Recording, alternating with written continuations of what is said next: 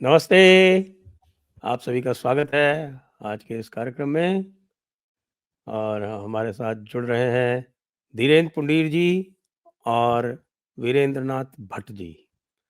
और आप सभी से अनुरोध है कि कृपया हमारे चैनल को सब्सक्राइब कर लें, वीडियो को लाइक कर लें और क्यूआर स्कैन करके पत्रम पुष्पम सहयोग करते रहें। तो सर धीरेन्द्र जी, मोदी डॉक्ट्रिन तो सेट हो गया, अब क्या होगा आगे? सर देखिए यूपी आगे में जी जी हाँ मैं सर केवल अगर वीरेंद्र मैं केवल अगर उत्तर प्रदेश की बात करूं, सिर्फ उत्तर प्रदेश की, तो यहाँ पे ऑलरेडी जो है योगी जी का 9वां साल चल रहा है। जो कि 18 मार्च को शुरू हो गया और मोदी जी का 11वां साल पूरा होने वाला है। तो पहले ही कहर टूटा हुआ था और अब जो ये जो पाकिस्तान का मामला आया है और जिस तरीके से पूरे यूपी में बांग्लादेशियों की धरपकड़ हो रही है, मुरादाबाद में जो है 50 महिलाएं 500 बच्चे मिल रहे हैं, पाकिस्तान की महिलाएं जो हैं यहाँ लॉन्ग टर्म वीजा पे रह रही हैं। तो यूपी की राजनीति जो थी कि कास्ट बेस्ड आइडेंटिटी पॉलिटिक्स करो, एक हिंदू जाति को गोलबंद करो, मुसलमानों को ले आओ, मौज मारो, ये मॉडल अब इतने दबाव में है और ये पिछले 2014 से ही दबाव में था, अब इस पे दबाव और बढ़ गया है। और आपको जानकारी होगी अब पिछले 1 महीने से अप्रैल 20 से शुरू हुआ था, भारत नेपाल सीमा पर बहराइच है, बलरामपुर है, सिद्धार्थ नगर है और श्रावस्ती है। बड़े पैमाने पर जो वहां पे अवैध मदरसे, मस्जिदें, मजार, दरगाह जो जो जो डेमोलिशन का अभियान चला है और वो सब नो मैंस लैंड पर सब बने हुए थे और सब के सब इलीगल कंस्ट्रक्शन थे। इनकी संख्या कई सौ में है, लेकिन कहीं चू नहीं हुई। संभल में बड़ा मैसिव डेमोलिशन ड्राइव चला और बहजोई में हुआ और भी जगह पे हुआ, कहीं कोई प्रोटेस्ट नहीं हो रहा है। पहले संभल में नेजा मेला जो था गाजी सैयद सलार मसूद जंग का, पहले उस पर प्रतिबंध लगा। अब की बहराइच पे जो जो मेला होना था, वो उसका सारा काम हो जाता है फाइनल मार्च में, जून में मेला शुरू हो जाता है, जेठ का मेला। इलाहाबाद हाईकोर्ट में मामला भी आया।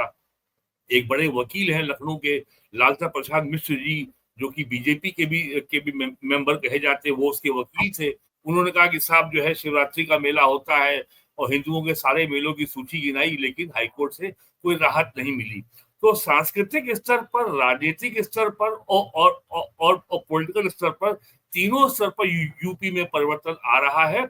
और इस सबके ऊपर जो वक्फ एक्ट है, उसके ऊपर सुप्रीम कोर्ट से कोई राहत मिली नहीं है। योगी जी ने पिछले वर्ष नवंबर में ही वक्फ प्रॉपर्टी संबंधी रूल कैबिनेट से पास करा दिए थे। यूपी में जो आपका जो नजूल अमेंडमेंट बिल है वो असेंबली से पास हो गया है, अभी विधान परिषद से पास नहीं हुआ है।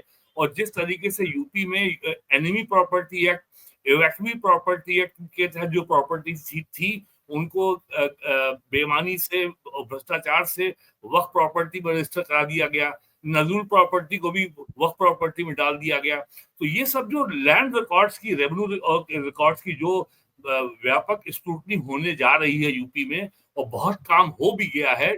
एक बार मामला सुप्रीम कोर्ट से फाइनली खत्म हो जाए, मंडे शायद लास्ट वर्किंग डे है सुप्रीम कोर्ट का बिफोर द वेकेशन, तो ये सब चीजें हो जाएंगी। तो एकमात्र एक समाजवादी पार्टी बचती है जिसने अभी तक एक बयान उसका नहीं आया है, जो डेमोलिशन ड्राइव चला है भारत नेपाल सीमा के जिलों में, श्रावस्ती में, बहराइच में, कुछ नहीं बोला है, कोई कोई बोल नहीं पा रहा है। आज समाजवादी पार्टी की हालत ये हो रही है कि वो ये बयान जारी करती है कि यूपी में स्वास्थ्य सेवाएं चरमरा गई हैं, यूपी में जो है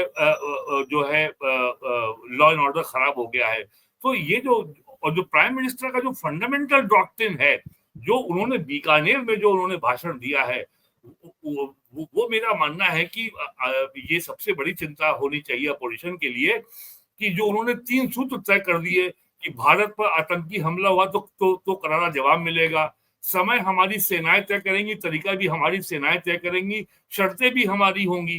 दूसरा, एटम बम की गीदड़ भपकियों से भारत डरने वाला नहीं है। और तीसरा, हम आतंकी के आकाओं और आतंक की सरकार को अलग अलग नहीं देखेंगे, तो उनको एक मानेंगे। और मोदी की डॉक्ट्रिन में जिस तरीके से पाकिस्तान का स्टेटस हमने हमास के बराबर का कर दिया है, एक भी act of terror will be taken as an act of war. तो आपने एक नेशन स्टेट को नॉन स्टेट एक्टर बना दिया है। ये बात पता नहीं क्यों अब तक खुलकर किसी ने क्यों नहीं कही है। तो और ये भी बात बहुत साफ हो गई है, जो जो प्राइम मिनिस्टर मोदी ने एकदम कन्वे कर दिया है, मारा हमने पाकिस्तान को, दर्द हो रहा है अमेरिका में, चाइना में और टर्की में। उनका उनका आर्म्स का बाजार चौपट हो गया, सब परेशान घूम रहे हैं। राहुल गांधी इतने ज्यादा परेशान है कि जो सवाल उनको पाकिस्तान की सेना से पूछने चाहिए वो प्राइम मिनिस्टर मोदी से पूछ रहे हैं। ये बड़ी अजीब परेशानी है।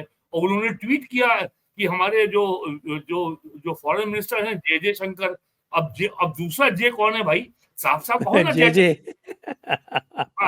ये जयशंकर को जयशंकर बना दिया उन्होंने। तो ये सब वो बोल रहे हैं। तो अपोजिशन और जो सबसे बड़ा काम मोदी ने किया, 11 साल के अपोजिशन की इतनी हॉस्टिलिटी के बावजूद नरेंद्र मोदी सरकार फॉरेन विदेशों में जो जो डेलीगेशन गए हैं, गवर्नमेंट ने पार्लियामेंट्री बाई पार्टीजनशिप को करके दिखा दिया।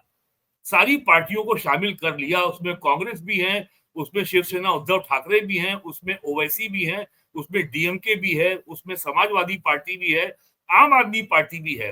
तो बाई पार्टीजनशिप का ऐसा तो मामला मैंने लास्ट टाइम देखा था 95 में, जब अटल जी लीडर ऑपोजिशन थे, तो नरसिम्हा राव ने यूएन ह्यूमन राइट्स कमीशन का सेशन था जेनेवा में, जहां पाकिस्तान ने जम्मू कश्मीर में ह्यूमन राइट वायलेशन को लेकर के एक प्रस्ताव इंट्रोड्यूस कराया था, एंड दैट वाज डिफीटेड। उस समय बेनजीर प्राइम मिनिस्टर थी और सलमान खुर्शीद जो थे विदेश राज्य मंत्री थे, और तब बेनजीर ने कहा था कि सलमान इज ए रेंटेड मुस्लिम। तो सलमान ने जवाब दिया था she is a deflated balloon. ये उन्होंने कहा था कि एक पिचका हुआ गुब्बारा है। तो बाई पार्टीजनशिप ऐसे माहौल में सरकार ने करके दिखा दिया। इससे भी मेरा मानना है राहुल गांधी को तो बहुत ज्यादा परेशानी हो ही रही होगी। तो ये सब और अभी जो ये कहा जाता है कि पीएम चौंकाते हैं, एक जर्नल ने कहा कि PM Indian prime minister communicates by signals. तो जो उन्होंने बीकानेर में 22 मई को कहा है उसमें सिग्नल बड़े साफ हैं, हम फिर चौंकेंगे, लेकिन चौंकने वाली बात नहीं है। ही हैज लेड डाउन कि फ्यूचर में क्या करने वाला है भारत। बीकानेर का भाषण पीएम का 22 मई का लोगों को एक बार फिर से सुनना चाहिए। बहुत साफ उन्होंने कह दिया है क्या होने वाला है। 24 अप्रैल को जो उन्होंने बिहार में कहा था कि हम आइडेंटिफाई, ट्रैक एंड पनिश करेंगे उन आतंकवादियों को, उनके बैकर्स को, उनके सरपरस्तों को। 7 मई को ये हो गया। आपके प्रोग्राम में कार्तिक गोरा साहब कह रहे थे कि 14 मई के पहले तक हो जाना चाहिए, 7 मई को ही हो गया। तो लोग चौंक गए थे। तो चौंकने वाली बात मुझे लगती नहीं है। और बीकानेर में भी पीएम ने देश के सामने एजेंडा पूरा सामने रख दिया है। और जो कुछ भी पाकिस्तान में होगा, डोमेस्टिक पॉलिटिक्स में, उत्तर प्रदेश की राजनीति में, बिहार की राजनीति में, बंगाल की राजनीति में, आसाम की राजनीति में उसका बड़ा व्यापक असर होगा। और यूनुस साहब को तो वैसे ही बाई इम्प्लीकेशन जो है डायरिया हो रखा है, इस्तीफा देने की बात कर रहे हैं, आप देख ही रहे हैं। उस पे आप बहुत बहुत व्यापक आप आइए वो बात अब आगे चलेंगे थोड़ा सा। वो जी जी जी जी थोड़ा धीरेन्द्र जी को भी ले लें जी लाइन पे। जी बिल्कुल बिल्कुल जी जी। तो धीरेन्द्र जी एक जो बात कही, बड़ी महत्वपूर्ण बात कही वीरेंद्र नाथ जी ने, और वो ये कि साहब के मोदी जी पाकिस्तान को हमास की तरह से ट्रीट कर रहे हैं, और उन्होंने बीकानेर वाले भाषण का उल्लेख किया। आप क्या सोचते हैं? देखिए, वो उस पे अगर डॉक्ट्रिन के तौर पे कहें, उसको भाषण के तौर पर नहीं लेंगे, क्योंकि कल एस जयशंकर जब जर्मनी के उस प्रोग्राम में शामिल हो रहे थे, आपने देखा होगा, उन्होंने क्लैरिटी के साथ कहा कि जब, क्योंकि उन्होंने कन्फ्लिक्ट का इस्तेमाल किया, जो जर्मन जिस प्रोग्राम में थे, उनके आयोजक जो उस समय माइक पर थे, तो उन्होंने उसका इस्तेमाल किया कि कन्फ्लिक्ट जो है, भारत पाक कन्फ्लिक्ट पर उसने, तो उन्होंने कहा कि जब आप ऐसे शब्द इस्तेमाल करते हैं तो आप विक्टिम को और जो पीड़ित है और जो शोषक है, उन दोनों को एक जैसा, एक लेवल पर ले आते हैं। आप भारत को पाकिस्तान के बराबर कर रहे हैं। तो भारत ये तमाम जगह पर इसको क्लियर कर रहा है कि पाकिस्तान उसके बराबर नहीं है। और अगर हम इसको और ज्यादा व्यापक नजरिए से देखें तो ये जो 58 सांसद अलग अलग देशों में जिनके साथ राजनयिक भी हैं, वो इसी बात पर स्टैंप लगाने जा रहे हैं कि हम एक नेशन हैं, हम लोग एक सिविलाइजेशनल कंट्री हैं, और ये जो है एब्रेशन है ये किस तरह से एक आतंकी निर्यात करने का एक ठिकाना बन चुका है, इसके अलावा फेल्ड स्टेट है। तो मुझे लगता है कि जो प्रधानमंत्री मोदी कह रहे हैं उससे पहले वो उसकी पॉलिसी तैयार करते हैं, क्योंकि लगातार इतने लंबे समय के बाद पिछले 11 साल से पत्रकारों के साथ जो उनकी आंख मिचोली चलती थी, अब पत्रकारों ने उनका पीछा करना बंद कर दिया। अब वो उनके जो बयान आ जाते हैं उसी के बाद उसका निष्कर्ष और उसको खोजने की कोशिश करते हैं। उससे पहले जो हम लोग ये कोशिश करते थे कि प्रधानमंत्री की बॉडी लैंग्वेज ये है और प्रधानमंत्री ये कहेंगे और ये फैसला होना है, तो ये तो यहाँ बंद हो चुका। क्योंकि मुझे लगता है कि इस मामले में सरकार ने जिस तरह का एक एक सधा हुआ फैसला लिया है, तो वो एक डॉक्ट्रिन है, वो किसी तरह का भाषण नहीं है। और उसने पूरे न केवल यहाँ बल्कि पूरी दुनिया के देशों में उस चीज की धमक को महसूस किया जा रहा है। हम ये नहीं है कि जो पाकिस्तान की तरह खुद की चेस्ट थंपिंग कर रहे हैं हार के ऊपर, हम वो हैं जो बाकायदा वीडियो रिलीज करके दिखा रहे हैं और उन फुटेज को वो लोग भी मन मार के चला रहे हैं जिनका पूरा काम हिंदुस्तान के खिलाफ एजेंडा चलाने का था, चाहे वो न्यूयॉर्क टाइम्स हो, वॉशिंगटन पोस्ट हो। हमको उनसे कोई एक्रीडेशन नहीं चाहिए, लेकिन ये सिर्फ उनके जब अपना फुट एंड माउथ होता है तो हमेशा बहुत मजा आता है। संजय जी उसको देखने का, इतने सालों से हम लोगों के अंदर ये आदत थी कि वो जब भी देखो कोई राणा है, अयूब है, कोई और है, उन सब के जो गुजरात फाइल्स यानी वो तमाम चीजें जिनको ट्रेस कह के कोर्ट फेंक चुकी थी, उनको वो गोस्पल ट्रुथ बना के चलाते थे। तो उन सबको भी देख रहे हैं हम लोग। और मुझे लगता है प्रधानमंत्री मोदी के इस फैसले से, इस तमाम चीजों से, अगर हम उसको इंटरनल पॉलिटिक्स की तरफ जाकर देखते हैं, हालांकि वीरेंद्र जी ने बहुत उससे बताया, लेकिन मैं उसमें सिर्फ इतना जोड़ना चाहूंगा कि अगर आप देखेंगे तो रीजनल पार्टीज ने अपने आप को ज्यादा बेहतरीन तरीके से बैलेंस करने की कोशिश की। वो नहीं चाहते हैं कि इसके बाद आंधी चले, जो चुनाव हो उनमें मोदी की आंधी चले, राष्ट्रवाद पर आप उनको चुनौती नहीं दे सकते हैं। ये क्लैरिटी कहीं ना कहीं आपको एक कमोबेश पूरे जो उसमें है रीजनल पार्टी का बेस है वो आपको दिखेगा। एक दो बयान जरूर आपने देखे होंगे, सिर्फ उसके हम अखिलेश की बात करें, अखिलेश यादव, या बाकी आपने तेजस्वी का कोई बयान इस तरह का नहीं देखा होगा। यहां तक कि वो तमाम घरों में बीजेपी से पहले पहुंचे, जो शहीदों के शव आए या दूसरे जो भी वहां घटनाएं हुई उन पर वो न केवल उनके घर पहुंचे, उनको उन्होंने पैसे पार्टी फंड से दिए। इसी तरह से आप देखेंगे ममता बनर्जी ने भले ही इसमें शामिल होने के लिए, उन्होंने भले ही जो है अपने भतीजे को शामिल कराने के लिए उसका पत्ता कटवाया हो यूसुफ पठान का, क्योंकि उनका भतीजा थोड़ा घूम आएगा, उनको भी अच्छा लगेगा सरकारी लेकिन और उसने, मुझे लगता है उसने टिकट का पैसा वापस किया है इस देश को, जब उसने कहा कि कुत्ता जो है पाले हुए है और तमाम चीजें। जिस तरह अभिषेक बनर्जी ने जिस शब्दों का इस्तेमाल किया है पाकिस्तान को, जितने हार्डन्ड शब्दों से, मुझे लगता है उन्होंने हिंदुस्तान सरकार का जो टिकट का पैसा है वो भी वापस किया है, ऐसा नहीं है कि उन्होंने नहीं किया है। तो अगर मैं देखता हूं तो मुझे ये लगता है कि राहुल गांधी जाने अपने किन सलाहकारों के साथ हैं। मैं इतने सालों से उनको कवर कर रहा हूं, 2004 की उस रैली मुझे याद है, चूंकि भट्ट साहब को भी मुझे लगता है याद होगा, वीरेंद्र जी को, जब 2004 शाहजहांपुर में, याद है, वो पहली बार पत्रकारों से बोले थे। तो उस वक्त से आज तक मैं उनको ज्यादातर ट्रैक करता रहा हूं, लेकिन वो अब और ज्यादा सेंट्रिक से दिखने लगते हैं। आप पुंछ जाते हैं, आप फिर सीधा क्राइस्ट स्कूल जाते हैं, और उसके बाद फिर एक नीचे जो है आपकी सुप्रिया श्रीनेत ये कह देती है कि वो पहले क्यों गए, किसी ने पूछा नहीं, आप विवाद क्रिएट करते जा रहे हैं। आप ये चाह रहे हैं, मुझे समझ में नहीं आ रहा कि आप ऐसे विदेश मंत्री पर हमला बोलने की ये सलाह कौन देता है, जिस विदेश मंत्री को आज, जबकि वो ब्यूरोक्रेटिक बैकग्राउंड से हैं, लेकिन आज के देश में गांव का आदमी, क्योंकि मुझे नहीं, मैं पहले भी एक उसमें शो में वीरेंद्र जी थे साथ में, पूछ चुका था कि लोगों को ये याद नहीं रहता है कि उस समय रक्षा मंत्री कौन था, विदेश मंत्री कौन था, ये था। उस समय लीडरशिप याद रहती है, इंदिरा गांधी याद है,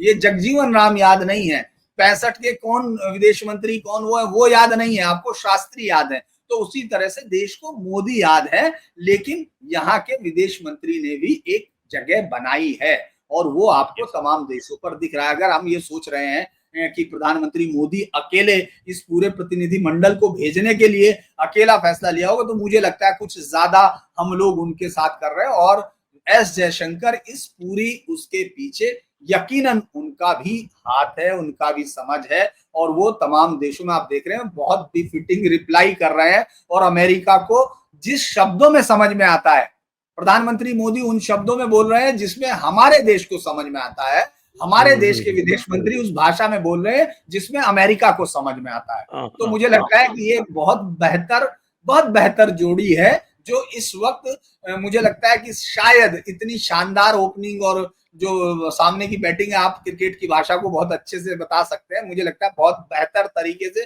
पिच को भी समझ रही है। जो सामने बॉलिंग करने आ रहा वो पहले से डर रहा है, क्योंकि ये तो तय करके बैठे बॉल बाहर जाएगी स्टेडियम के। तो मुझे लगता है कि दोनों की एक अच्छी वो है। और विपक्ष को, खासतौर से राहुल गांधी को, मुझे लगता है अभी होमवर्क करने की जरूरत है, क्योंकि कम से कम मैं 1972 के चुनाव का आपको, जो जनरल इलेक्शन 71 में, चूंकि इंदिरा गांधी पहले करा चुकी थी मार्च में, लेकिन इस युद्ध के बाद 17 से 18 राज्यों में चुनाव हुआ था। और आप ये देखेंगे संजय जी, सिर्फ बिहार को छोड़ दें, और चूंकि इस बार फैसला बिहार में ही होना है पहला, तो बाकी सब में 50% से ऊपर कांग्रेस थी। 50% से 53, 54, मैं उसकी बात कर रहा हूं, क्या नाम है, जो वोट परसेंटेज है। सीटों का तो आप पूछिए ही मत, 30, वो सिर्फ ये था। तो मुझे लगता है कि ये बात इतिहास से भी नहीं सीख रहे हैं, अपनी माता जी को सामने ला रहे हैं। तो वो फिर दुबे जो है तुरंत लेके आ जाता है।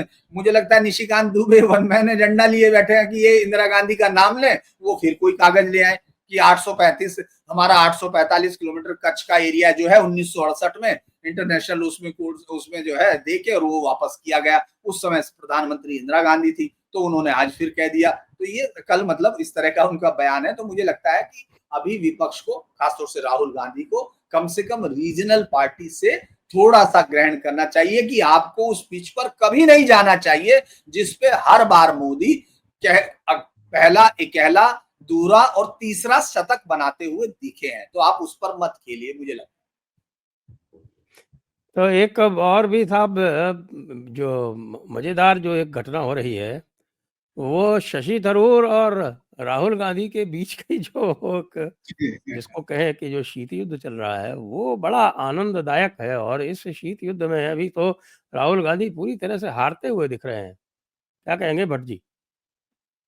हाँ सर, आज खबर आई है कि अमेरिकन प्रेसिडेंट ने एक ट्रांसलेटर अपॉइंट किया है जो शशि थरूर की अंग्रेजी को अंग्रेजी में ट्रांसलेट करे। और उसमें उसका एक और हुआ है, भट्ट जी, आपने उसका अगला नहीं सुना है। वो हार्वर्ड ने देने से मना कर दिया है, और हार्वर्ड की सरकार के साथ लड़ाई हो गई है। तो कोलंबिया और हार्वर्ड दे नहीं रहे हैं, और उनको समझ में नहीं आती। क्योंकि हार्वर्ड का आपने नाम ले दिया है, तो मेरा मानना है कि हार्वर्ड यूनिवर्सिटी देवबंदी, दारुल उलूम देवबंद की एक शाखा है। और अगर डोनाल्ड ट्रंप ने उसमें भारतीयों को अगर एडमिशन बैन किया है, तो बहुत ही सुखद कार्य किया है। भारत के ऊपर एक उसने एहसान किया है। वो दारुल उलूम देवबंद की शाखा में पढ़ने की जरूरत नहीं है यार, यूपी चले आओ ना। Why you spend very precious dollar.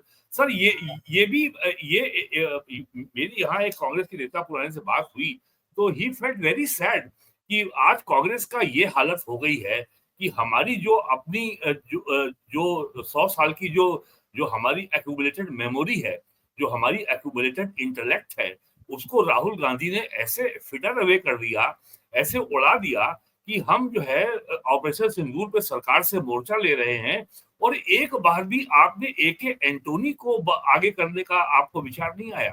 एक A K Antony is a very sober and seasoned voice. वो चीफ मिनिस्टर रहे हैं, डिफेंस मिनिस्टर रहे हैं, और सोबर भाषा में बोलते हैं, और बहुत ही उनकी अच्छी इमेज भी है केरल में, केरल के बाहर भी। कम से कम एक बार उनकी तरफ से भी आप उनको सामने करते, पार्टी का स्टैंड सामने रखने के लिए। राहुल गांधी कभी जयशंकर को जयचंद कहते हैं, तो कभी ये बताओ हमारे कितने जहाज गिरे, कभी वो शशि थरूर के पीछे पड़ जाते हैं।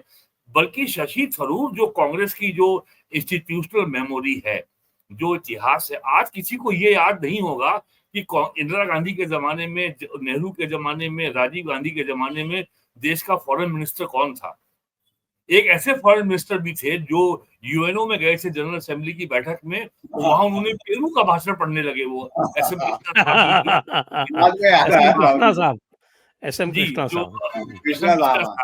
अब वो खैर दुनिया में नहीं है, तो मैं उनको श्रद्धांजलि भी अर्पित करता हूँ। तो ये ऐसा भी हो चुका है। तो वही SM कृष्णा युग लगता है आज कांग्रेस में फिर से लौट आया है कि एक ही आपके पास सेम वॉइस है इंटरनेशनल अफेयर्स के बारे में बोलने की, वो है शशि थरूर, और आप उसको मार्जिनलाइज कर रहे हैं, उसको डिस्क्रेडिट कर रहे हैं। डोनाल्ड ट्रंप उनका महत्व को समझ रहा है, उनकी अंग्रेजी को अंग्रेजी में ट्रांसलेट करने के लिए वो आदमी ट्रांसलेटर ढूंढ रहा है, और राहुल गांधी को उससे परेशानी हो रही है। ये तो ऐसा मौका था कि अब आपको जो है, और सब मुझे याद है 1971 में इंदिरा गांधी लखनऊ आती थी, बेगम हजरत महल पार्क में बड़ी मीटिंग होती थी, और इंदिरा गांधी भारत माता की जय के नारे लगवाती थी और कहती थी लगता आप लोगों ने आज खाना नहीं खाया, और जोर से बोलो। आज इस कांग्रेस को भारत माता की जय बोलने से परहेज हो गया है। दारुल देवबंद के लोगों को परहेज समझ में आता है, कांग्रेस को क्यों परहेज हो गया भाई? तो ये स्थिति कांग्रेस की आ गई है। किसी भी विषय पर कांग्रेस की इंस्टीट्यूशनल मेमोरी कहीं दिखाई नहीं पड़ती, जो इनकी एक्यूमुलेटेड नॉलेज है। वो चाहे बजट हो, कांग्रेस की ओर से एक भी प्रवक्ता नहीं है। आप डिमांड कर रहे हैं call for a special session. अरे भाई बताओ, लोकसभा में आपकी ओर से बोलने वाला कौन है? कौन बोलेगा आपकी ओर से? हुड्डा बोलेगा, गोगोई बोलेगा, या मनीष तिवारी बोलेगा? कोई आपके पास स्पीकर नहीं है। तो ये जो है उन्होंने नॉमिनेट किए तो थे सैयद नसीर और गौरव गोगोई, राजा वॉरिंग, उनको सबको नॉमिनेट किया तो था।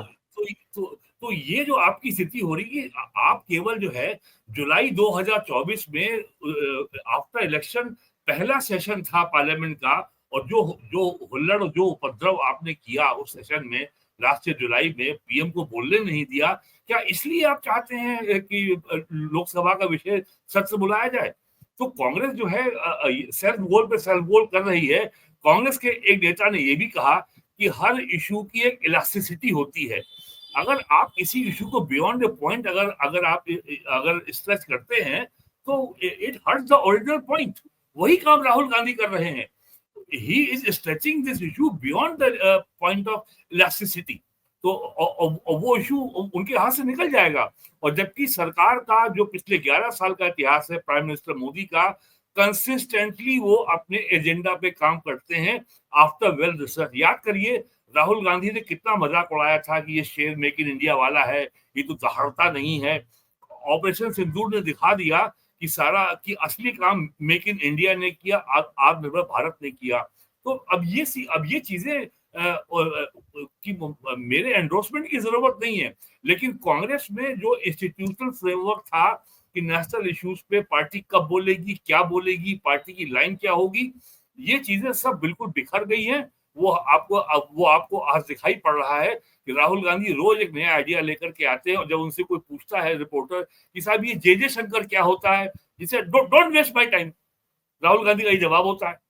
तो ये सब जो हो रहा है, ये लॉन्ग टर्म में कांग्रेस का सेल्फ गोल ही तो हो रहा है, इससे कुछ उनको मिलने वाला नहीं है। जो धीरेन जी ये जो बात कह रहे हैं ना, और खास तौर से आप ये देखिए कि जो बात हमारे शशि थरूर जी अमेरिका जाके कह रहे हैं, और जिस तरह से उन्होंने ट्रंप की खिंचाई की आज, आपने पता नहीं वो सुना कि नहीं सुना, जो ट्रंप के बारे में शशि थरूर ने बोला, ट्रंप के बारे में 5 चीजें बोली। कभी देखिए, एक तो इसमें क्लास और डिस्टिंक्शन नहीं है, क्लास नहीं है, डिस्टिंक्शन नहीं। दूसरा बोला कि साहब कि मैं तो 4 प्रेसिडेंट से मिल चुका हूँ, 3 से तो बड़ी लंबी बात हुई है, ओबामा से थोड़ी कम हुई है, लेकिन उनमें सब में एक पॉलिटिकल हेफ्ट था। अंग्रेजी में बोला है तो वही अंग्रेजी शब्द बोल रहा हूँ साहब, उनमें पॉलिटिकल हेफ्ट था, एक स्टेट्समैन लाइक ग्रेविटास था, और एक इंटेलेक्चुअल एबिलिटी थी। ये तीनों I find lacking in this gentleman. अब आप ये बताइए कि ये ट्रंप के लिए कह रहे थे वो कि राहुल गांधी के लिए कह रहे थे? देखिए, कल बहुत सारी बातें आज मैं देख रहा था, जब हम लोग इस पर बात कर रहे, चूंकि तब तक हम लोग टॉपिक पर बात नहीं कर रहे थे, तो मैं ऐसे ही नॉर्मली सर्च कर रहा था सब जगह। तो एक चैनल में देख रहा था जिसका बहुत बड़ा पुराना ट्रैक रिकॉर्ड है कि अगर मोदी जी ने आज खाना मुंह से खाया तो नाक से खाएंगे, इस तरह का जो उनका एक ट्रैक रिकॉर्ड है।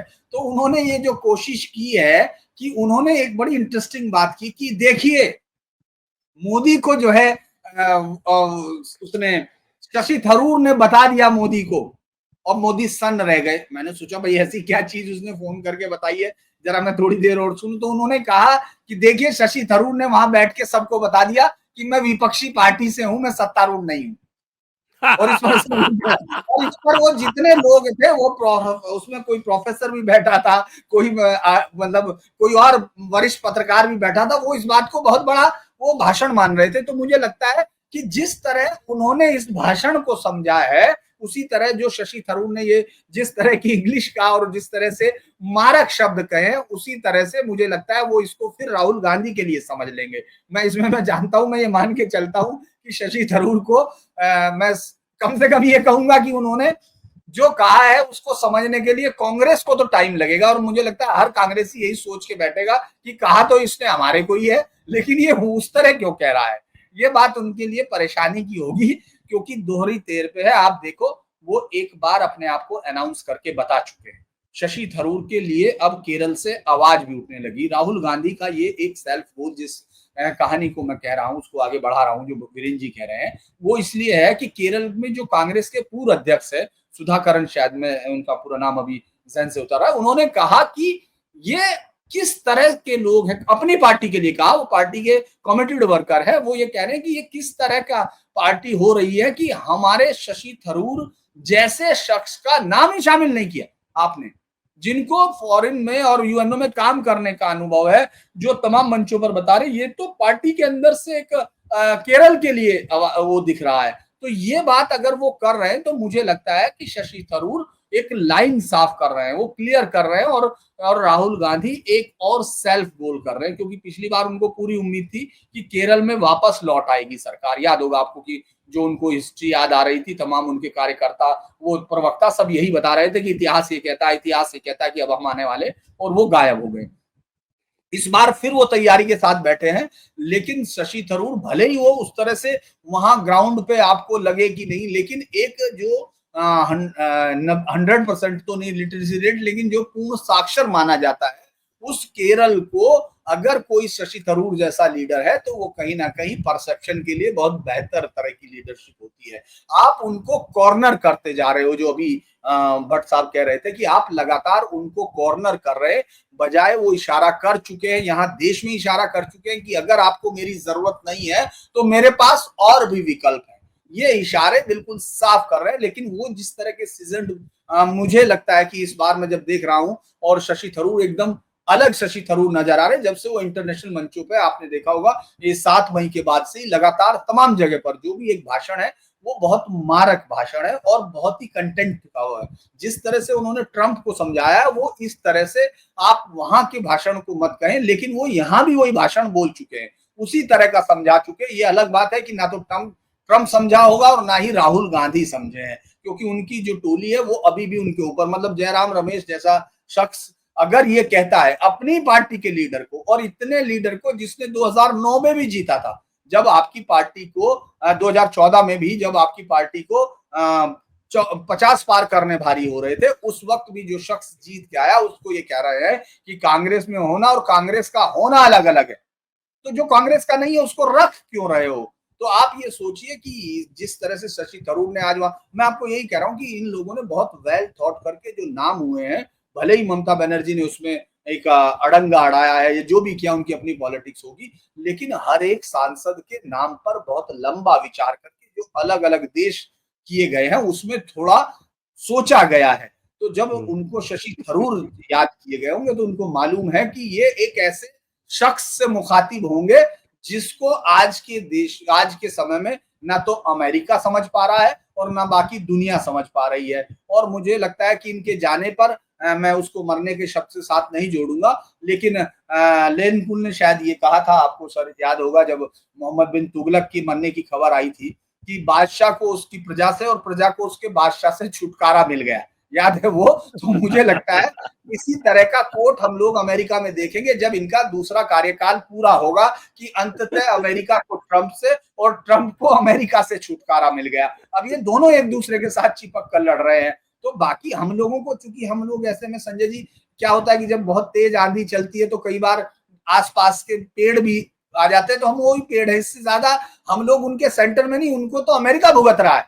और जिस शब्दों में शशि थरूर ने कहा, मैं इस बात की गारंटी लेता हूं कि वैसे चाहे खबर छपती या ना छपती, अगर कोई और हमारा वहां वो जाता, कोई और लीडरशिप कर रहा होता इसकी, तो मुझे नहीं लगता कि वो कल अखबारों की हेडलाइन बनती या नहीं, क्योंकि अमेरिकन अखबारों को बहुत ही ज्यादा नस्लीय उनके अंदर वो है, वो भले ही कुछ भी कोशिश करे लेकिन ये दिखाने की कोशिश करते हैं कि हम दुनिया में सबसे बेस्ट है, तो वो हमारी खबरें ही छाप के बेस्ट होने की कोशिश करते हैं। कल ये जरूर छपेगा, क्योंकि ट्रंप को इससे ज्यादा कड़ा जवाब कम से कम उनका कोई वहां का डेमोक्रेट्स या दूसरा लीडर या इन्हीं की पार्टी का कोई लीडर जो उनके विरोध में नहीं दे पाया होगा। ये बात सुनिए, तो कल इसका जवाब एक अगर आगे हो तो पुरानी बात याद आ रही मुझे।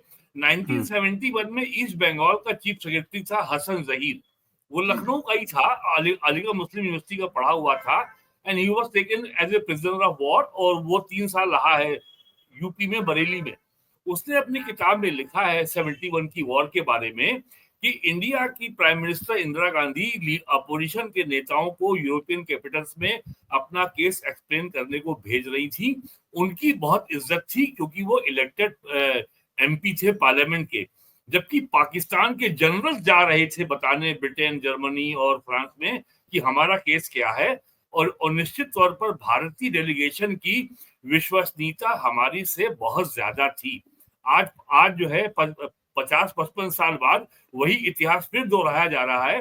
पाकिस्तान भी अपना डेलीगेशन भेज रहा है, लेकिन उसमें भी फौजी जा रहे हैं, और दूसरी जो वहीं के लोगों ने जा रही ना बिल्लो रानी, जो खुद कहा कमर चीमा ने कि हमारे यहाँ तो नेताओं को अंग्रेजी बोलनी नहीं आती, ये क्या जाके बताएंगे वहां, हमारे कोई इंग्लिश बोल ही नहीं पाता। लेकिन आप उसको उल्टा भी तो है, वो बिल्लो रानी जो है उसको उर्दू बोलने नहीं आती।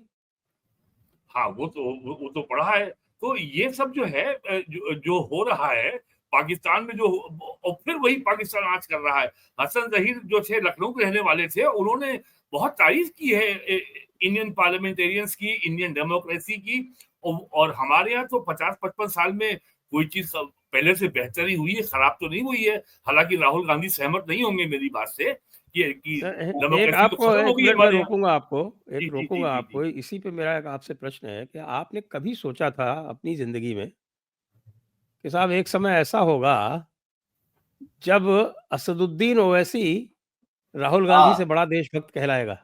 यस, ये बात मैं लगातार उसमें कहने वाला था, वैसे उस पर बोलेंगे लेकिन मैं जरूर बोलूंगा क्योंकि वो मुझे बहुत ही ज्यादा, और हालांकि मैं शुरू में सोच रहा था कि ये वक्फ के लिए, वक्फ कानून में जो चूंकि सुप्रीम कोर्ट कोई भी चेंज करता हुआ नहीं दिख रहा और ना कुछ उसमें हो सकता है, वो दिख रहा है, तो मुझे लग रहा है कि ये कहीं उन्होंने पहले से लॉबिंग तो नहीं कर ररखी। देखिए साहब, वक्फ पे मैं बोल रहा हूँ लेकिन मैं देशभक्त हूँ, ये बता चुका हूँ।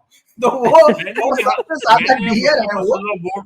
मैंने पर्सनल लॉ बोर्ड के और उलेमाओं से मैंने बात की, तो उन्होंने बहुत लंबा जवाब तो नहीं दिया, लेकिन उन्होंने एक बात बहुत साफ कर दी, उन्होंने मेरे सवाल को पसंद नहीं किया कि क्या आप ओवैसी की बात ले आए।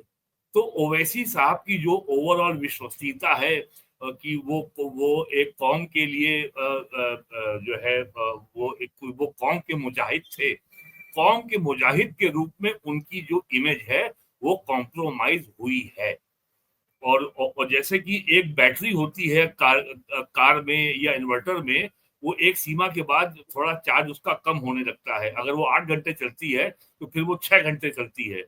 तो ओवैसी की बैटरी में 1 घंटे की कमी तो आएगी निश्चित तौर पर। और अब रेडिकल भाषा अगर ये बोलेगा तो उसकी विश्वसनीयता नहीं होगी। और मेरा मानना है कि सरकार का ये बहुत शानदार एक जो है ये एक चाल थी कि इसको भी जो है शामिल किया जाए राष्ट्रवाद में।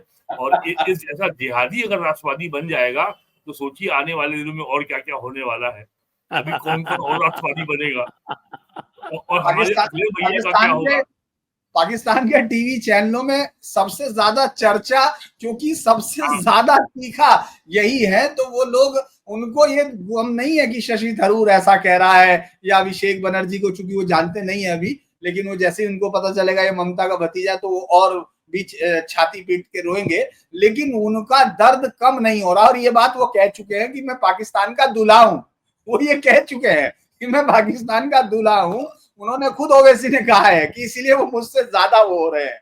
तो मुझे लगता है कि एक बेहतर, लेकिन एक बात है संजय जी, मैं ये तो नहीं मानता कि वो उनका ये होगा, लेकिन ओवैसी एक बहुत ही सीजन्ड पॉलिटिशियन है और वो अपनी कॉन्स्टिट्यूंसी को बहुत अच्छे से एड्रेस करना जानते हैं। कॉन्स्टिट्यूंसी ये उसकी बची रहेगी, हाँ, कॉन्स्टिट्यूंसी नहीं बची ये रहेगी। कुछ, और ये भी मुझे ये भी एक पोस्टिंग लग रही आने वाले टाइम के लिए, क्योंकि हमको अभी वक्त के बाद के, जब सुप्रीम कोर्ट का फैसला जो रिजर्व है इसी के बाद जो आएगा, मतलब बाद में लंबी डेट होगी उस पर अलग बात है, जो रोकने पर जो एंट्रीम रिलीफ का है उस पर भी आपको लगेगा कि शायद तब हम ये समझ पाएंगे कि इन बयानों का क्या अर्थ है। लेकिन इस समय, आज के समय में ओवैसी के बयान बहुत सारे लोगों को, खासतौर से उस तमाम राष्ट्रवादियों की भीड़ जो है उसको बहुत ज्यादा आकर्षित कर रहे हैं, और वो उनको लेकर भी चाहे उसकी चर्चा में उनको ये लग रहा है कि कुछ तो है, कुछ तो हुआ है, कुछ इसको मोदी जी का चमत्कार मान रहे हैं कि उन्होंने वो चाय पी थी मीटिंग में तो जरूर कुछ हुआ होगा,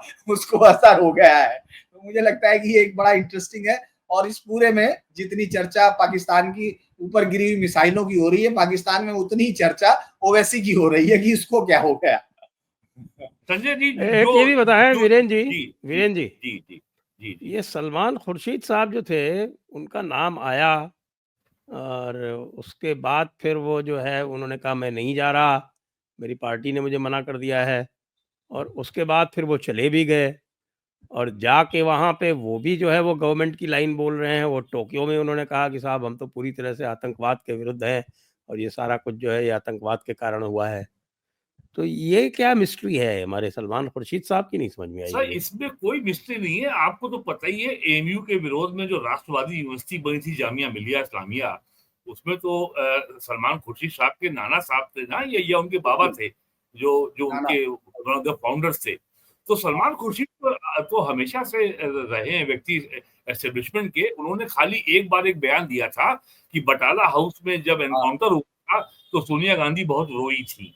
उन्होंने यूपी असेंबली के चुनाव के पहले एक बार ये कहा था, ये तो दिग्विजय सिंह ने कहा था सबसे पहले। नहीं, इन्होंने भी कहा था। ये इनका बयान था। इन्होंने एक रैली में फर्रुखाबाद में कहा था कि जब मैंने जाके उनको बताया, हाँ इन्होंने कहा था कि जब मैंने जाके उनको बताया कि वहां बच्चे मर गए तो सोनिया जी बहुत उससे रोने लगी और उन्होंने पूछा। तो ये बयान इन्हीं से। और इसी तरीके से बटाला हाउस के एनकाउंटर के पहले आजमगढ़ जिले में गांव है संजरपुर, वहां के 2 लड़के भी उसमें मारे गए थे। तो संजरपुर में भी पुलिस की रेड हुई थी और उसके बाद वहां का मौलाना रशीदी था, उलेमा काउंसिल वाला, उसने पूरी ट्रेन बुक की थी और भर के ले गया था दिल्ली और उसने रैली की थी। उसके बारे में भी उन्होंने ऐसा कंट्रोवर्शियल बयान दिया था। तो सलमान खुर्शीद हमेशा यूपी असेंबली के चुनाव के पहले एक ऐसा बयान दे देते हैं जिसके अराउंड पोलराइजेशन हो जाता है, which ultimately help the BJP. ये उनका इतिहास रहा है। और वैसे भी यहाँ पे वो उनकी पत्नी चलाती हैं एक एनजीओ जिसमें हैंडीकैप को ट्राइसाइकिल वगैरह बांटी जाती है। उसमें इंक्वायरी वगैरह भी हुई थी, उसमें इनके ऊपर काफी फाइनेंशियल इरेगुलरिटी के आरोप लगे थे। उसमें फैसला आना है। तो सलमान खुर्शीद कोई बहुत कॉन्सिक्वेंशियल लीडर अब नहीं रहे हैं कांग्रेस के। इलेक्शन उनको लड़ना नहीं है और सुप्रीम कोर्ट के लॉयर वो है ही। उनकी पत्नी लैला फर्नांडिस भी एक बार विधायक रह चुकी है यूपी असेंबली की, वो भी अब जो है पॉलिटिकल रेस में नहीं है। तो मुस्लिम फेस में सबसे बड़ा consequential face is only Asaduddin Owaisi. और सलमान खुर्शीद का मुझे नहीं लगता कि बहुत ज्यादा कुछ फर्क होगा, क्योंकि सलमान खुर्शीद के बारे में ये मशहूर था कि वो सोनिया गांधी से बैठ के 2 घंटे इस बारे में बात कर सकते हैं कि दुनिया के किस एयरपोर्ट में कहाँ बढ़िया कॉफी मिलती है, इसकी उनको पूरी जानकारी रहती है।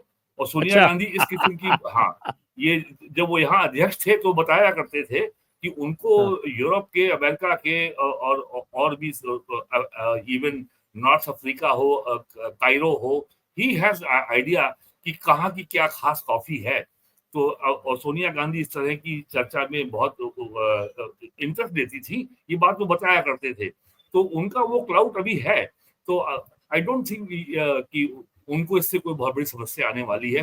बस उनके वहां अनुभव भी है, फॉरेन मिनिस्टर रहे हैं और राज्य मंत्री रहे हैं, सुप्रीम कोर्ट के लॉयर हैं, ऑब्जेक्टिव दिमाग के आदमी हैं, रेडिकल सोच के आदमी कभी रहे नहीं, अशराफिया हैं, सुपर इलीट क्लास के हैं, आप जानते ही हैं। इनके पिताजी भी केंद्रीय मंत्री थे, कर्नाटक के गवर्नर थे। अरे वो पिताजी भी इनके विदेश में पढ़े हुए थे, विदेश में पढ़े हुए थे। हाँ, तो ये तो खानदानी लोग हैं। और फिर जाकिर हुसैन शायद इनके नाना थे, हाँ, जाकिर हुसैन साहब नाना थे इनके। हाँ, क्या बिल्कुल। हाँ। तो ये सब बहुत इलीट, ये तो सुपर इलीट फैमिली के लोग हैं, तो इन सबको बहुत ज्यादा असर नहीं पड़ेगा। हाँ, ओवैसी का भी खानदान तो 3 पीढ़ी पहले ये भी तो ब्राह्मण ही था। क्या पता। ये ओवैस गांव का नाम है, और इसके जो ना ना ना ना परदादा वो ना ब्राह्मण थे। ओवैस, अरे ओवैस एक सिलसिला है साहब, नक्शबंदी तरीके का। अच्छा, लेकिन इसका बारे में ये इसमें है कि ये नक्शबंदी तरीके का एक ओवैस जो है वो एक सिलसिला है, जिसमें कुछ बड़ी अजीब सी एक वो होती है कि साहब उसमें जो है आप अपना पीर किसी को भी मान सकते हैं, वो जिंदा हो या ना हो।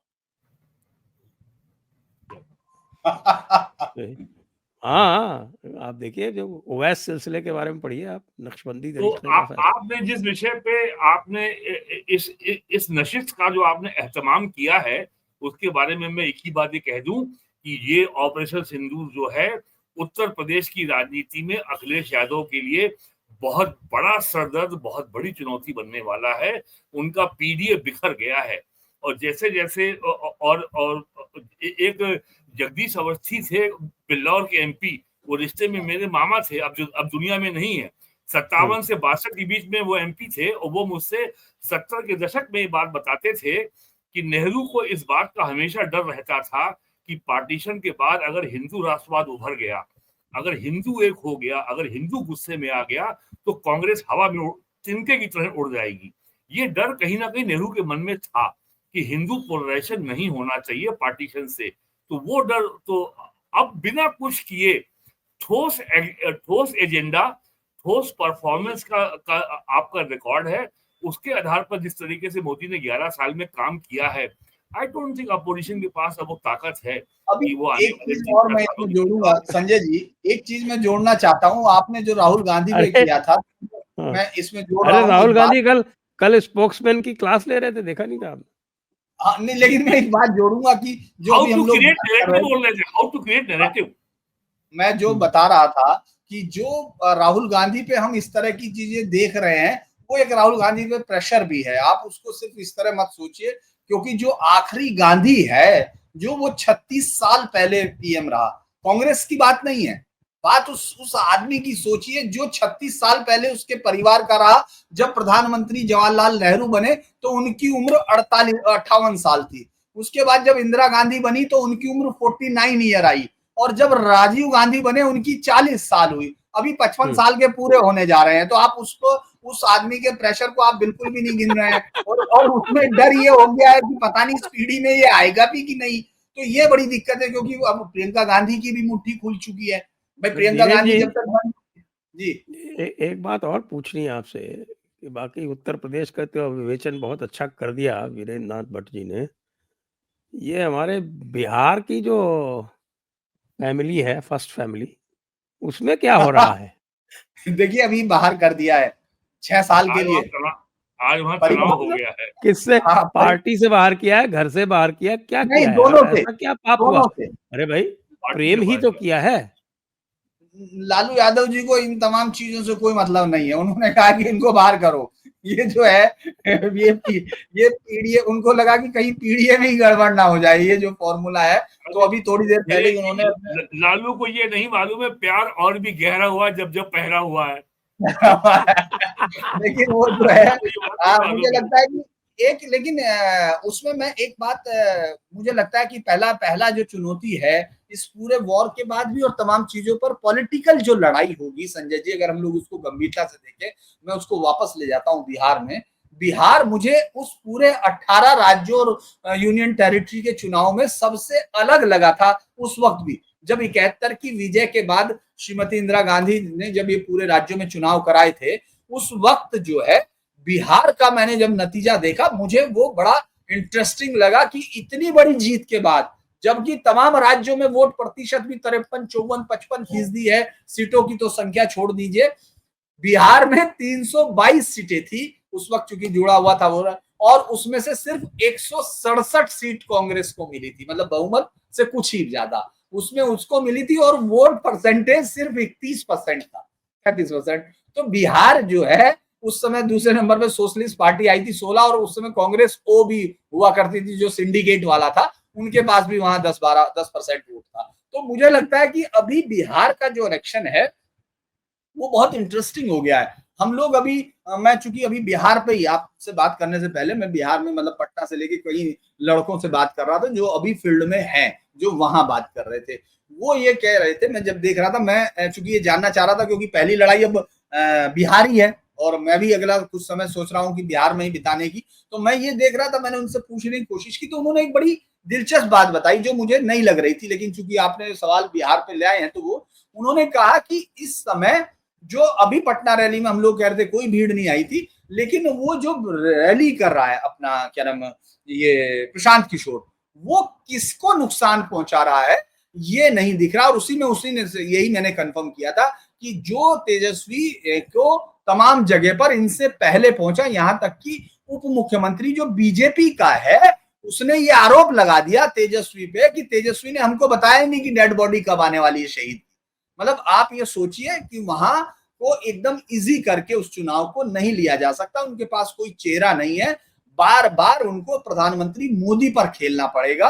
और उस चुनाव में हमको ऑपरेशन, क्योंकि ये सवाल था कि क्या वो कर सकते हैं यादव जो वोट है, क्या ऑपरेशन सिंदूर से टूट सकता है क्या तेजस्वी से या उससे, तो वो तो वहां आपको नहीं दिखेगा। जो इस तरह से अभी भी चूंकि जो लड़ाई है वहां वो जातिवाद पर ही टिकी हुई है, इसीलिए मैंने 72 का आपको उदाहरण भी दिया कि ये वहां बड़ा इंटरेस्टिंग होगा और प्रशांत किशोर किसको नुकसान पहुंचाएगा और फायदा किसको होगा ये किसी भी सेट पे क्लियर नहीं है। तो लिहाजा वहां फिर दोबारा से प्रधानमंत्री मोदी को लड़ना पड़ेगा। और सबसे बड़ी दिक्कत यह है कि अभी चेहरा कोई ऐसा नहीं है, यहां तक कि जो नीतीश कुमार है उनकी हो सकता है उनका जो फॉलोअर है वो उन्हीं को वोट देगा, लेकिन नीतीश कुमार बहुत सारी रैलियां संबोधित नहीं कर पाएंगे। इसलिए बिहार की राजनीति में सबसे अब तो उनका बिटवा आ गया है मैदान में। हाँ, मतलब मैं तो खुद भी मान रहा हूँ कि वो नहीं भी करेंगे तो भी उनका वोट तो उन्हीं के लोगों को मिलना है और वो अब बीजेपी को मिलना। बिहार का मामला बहुत सिंपल होता है साहब, वहाँ अंक गणित चलती है, वहाँ कोई केमिस्ट्री नहीं चलती। अब की बार जो है नीतीश कुमार जी मुख्यमंत्री बनने वाले नहीं है, ये तय है। बीजेपी ने उनको काफी धो लिया। I don't think any possibility, जितनी मेरी लोगों से बात होती है वो बिल्कुल संभावना अब नहीं है। आज उन्होंने पीएम की मन की बात को मनमोहन सिंह किसको नहीं पसंद होता है? मनमोहन सिंह किसको नहीं पसंद होता है? हाँ, ये बात जरूरी है जानना। ऐसा तो भारतीय जनता पार्टी भी अपने जो स्टेट्स हैं, जो प्रांत हैं, देखिए उनमें कैसे मुख्यमंत्री बनाती है सब। यूपी अपवाद है सर। यूपी अपवाद को छोड़ दीजिए ना, exceptions only prove the rule. UP और आसाम भी मैं जोड़ूंगा, आसाम भी ऐसा ही है जो अब कम से कम, यूपी, आसाम, महाराष्ट्र, 3 को छोड़ दीजिए। हाँ, महाराष्ट्र में देवेंद्र फडणवीस ठीक है, लेकिन वो इन दोनों ने जिस तरह से अपनी एक राह बना दी और बड़ी लाइन खींची है वो बड़ी है। तो आइए फिर आज की चर्चा को अब यहीं विराम देते हैं। सभी दर्शकों को बहुत बहुत धन्यवाद, धीरेन्द्र जी को, वीरेन्द्र जी को बहुत बहुत धन्यवाद। जय हिंद, जय भारत, वंदे मातरम। वंदे मातरम।